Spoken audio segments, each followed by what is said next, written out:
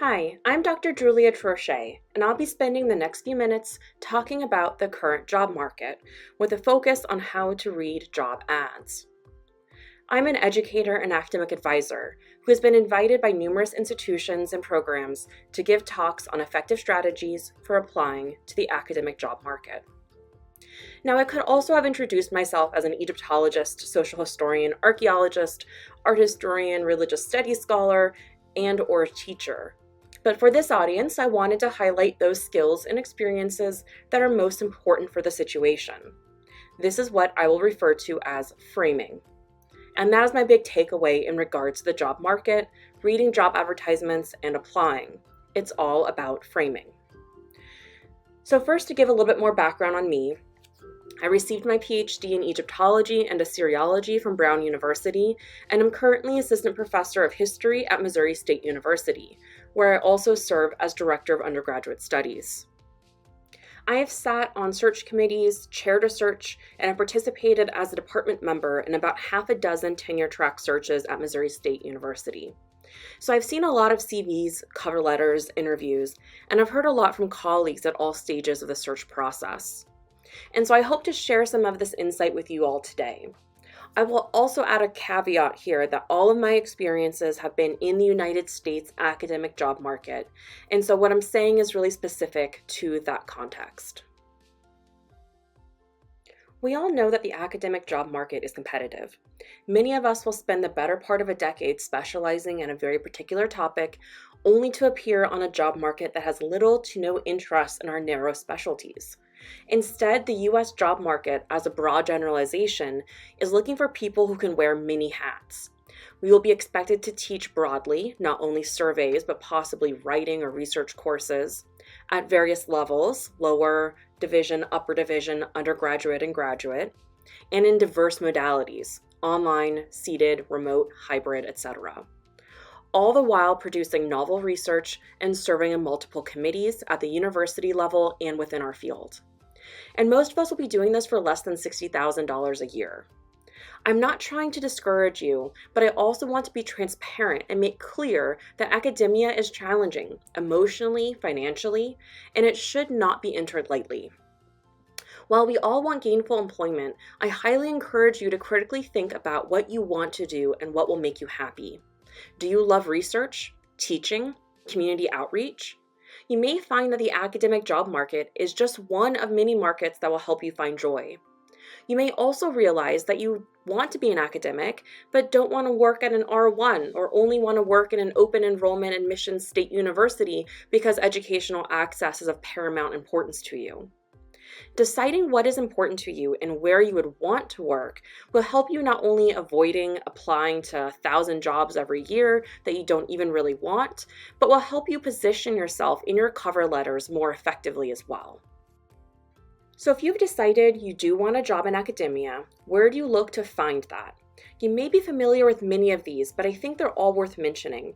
And so take a moment to pause here and review these various resources. That all being said, there are strategies to better your chances in the academic job market. First, it's to understand the nature of the educational institutions to which you are applying so that you can decide if that's where you want to work and better frame your application to give yourself the best chance to reach the interview stage. When I talk about framing, there are two things you need to consider: the department or program and the institution at large. You'll need to highlight your experiences and skills relevant to both the specific program or department, so that's a history, art history, for example, department, and to the specific type of institution to which you are applying. And so that might be a SLAC, an R1, community college, etc. So let's talk about some of this terminology that I just threw out. You want to do your research and learn about these different types of institutions. All of them will have different expectations and demands, benefits, and downsides. Class sizes, research loads, teaching loads, service loads, funding, library resources, salary, student bodies, etc. And your job application should correspond accordingly. For example, a teaching-intensive university, even one that is highly regarded for its research output, will want to see how you will be an engaging and effective teacher. And you might benefit from discussing your teaching in your cover letter before your research. If you are Ivy League or similarly trained, but are applying for a university with an open admissions policy, you'll want to show that you can teach students of diverse backgrounds and diverse learning experiences. So let's break down some of these categories and talk about them in a little bit more detail. A big one that matters quite a bit for thinking about approaching job ads is public versus private. Private institutions will have a lot of private donations, and this means their funding behaves a bit differently than public state institutions that are largely dependent on tuition and state and federal funding. Both funding sources come with their own demands. For example, a private university can require their staff to sign a lifestyle agreement. Usually this is religious. And a public institution might have strict rules on candidate selection based on explicit language in the job advertisement because they're upheld to different discrimination laws than private institutions. Universities will usually have undergraduate and graduate programs and tend to be quite large. Many universities are teaching intensive, but the presence of doctoral programs may mean that many lean more research heavy. In either case, they will offer a wide range of degrees.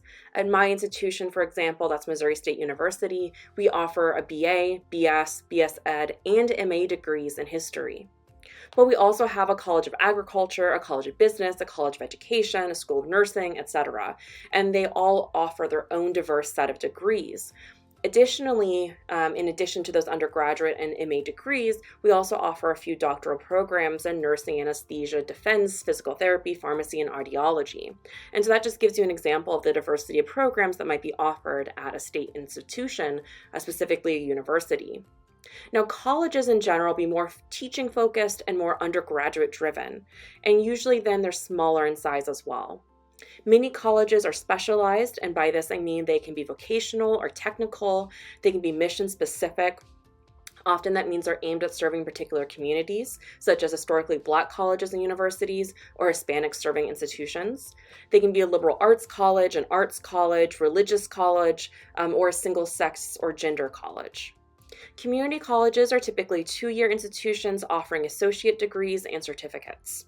They are typically open admissions, meaning nearly anyone can attend, and offer low tuition, and so this makes them one of the most accessible forms of higher education out there.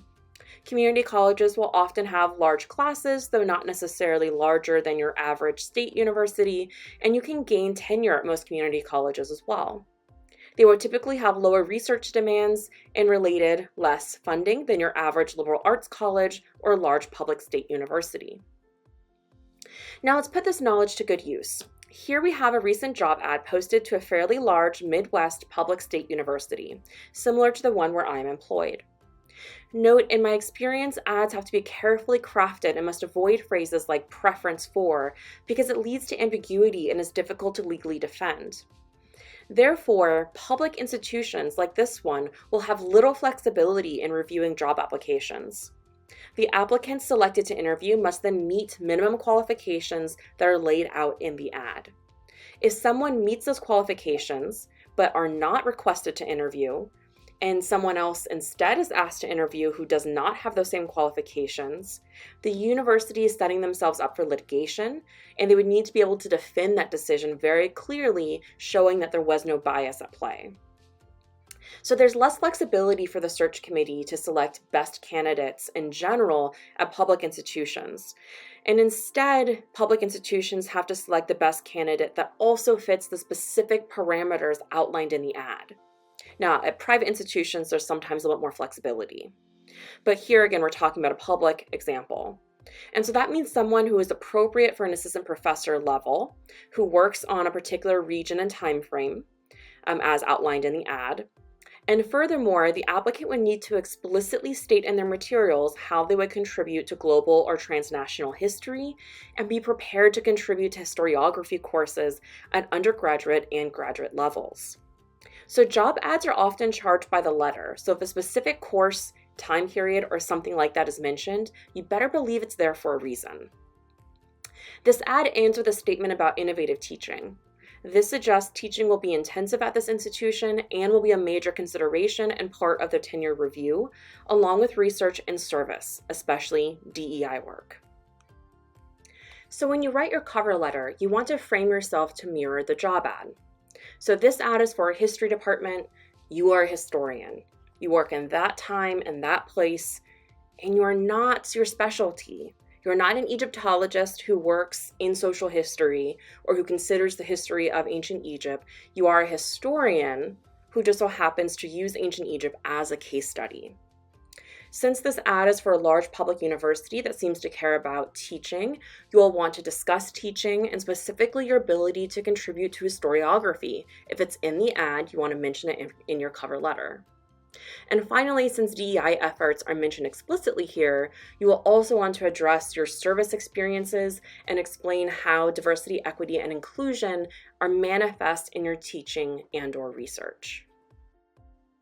And so going back to this framing slide, I show you here a couple different examples of how I might present myself as a historian, art historian, and religious studies scholar. Now, I'm not lying in any of these. I am all of these things. I wear all of these hats. So it's not about misrepresenting what you do, or of course it's not about lying, but it's about highlighting these skills and experiences you have that best mirror the requirements outlined in the job ad. And again, this is particularly important for a public institution where they have to follow the job advertisement a little bit closer. So I hope this has provided some useful information and given you some insights into the academic job market, specifically how to best frame yourself most effectively for different positions through a close reading of job ads.